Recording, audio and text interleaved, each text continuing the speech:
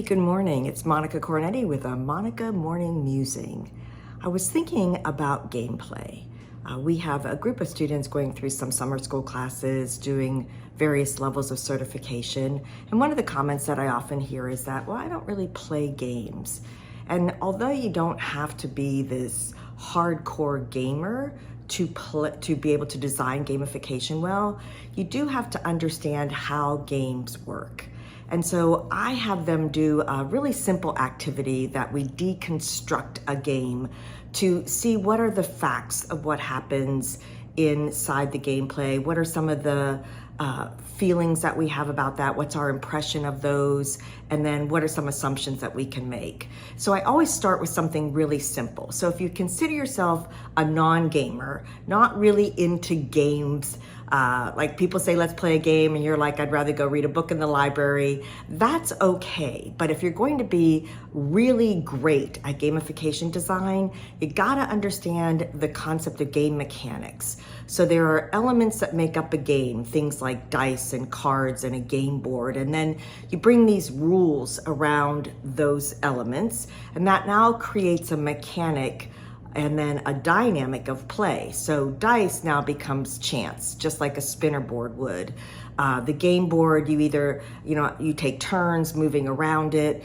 But so these are like the facts of how the game is played. And then we have feelings about that. Well, I really like when it's me directly against another player. Like remember when we used to play Battleship, right? Like that kind of game. Or when we think about, well, I really don't like working against somebody, I'd rather do a collaborative game. All those are great. It's not a right or wrong. It's just that we want to evaluate how do we feel about that. And then we need to make assumptions about what we think that does. So I always have them start with very, very, very simple card games to deconstruct the gameplay.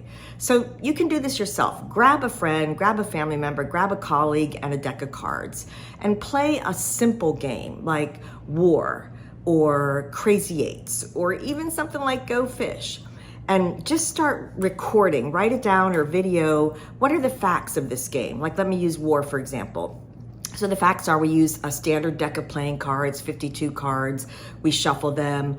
Each person is then dealt 26 cards. So that's how the game starts. That's a fact.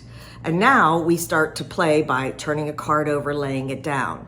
Now, after I play this a while, I think, well, this is just going to keep going back and forth because the way the game is played, the rules are whoever has the highest point value card picks up those cards. Unless you lay down the similar point value. So we both lay down sevens. Well, now we add another level of gameplay, which is that 3 cards face down, I declare, then turn the card over, War. And that creates a whole nother level because if you have the highest card then, you're now getting the 4 cards you laid down, 1, 2, 3, 4, 5, plus the cards that your opponent laid down. So then my feelings about that are, ooh, this is exciting. I want to be able to win those random encounters of war. But then my assumption about that is that that's one element of that very simple game, War, that would make it more engaging, want me to play longer, because otherwise pretty much peters out after, just a few minutes. Now, I do love the game of War to teach young children math concepts and greater less than values, because greater less than is really tough. So you can use simple games like War to help play and learn. But as an adult, we soon realize that this is kind of boring.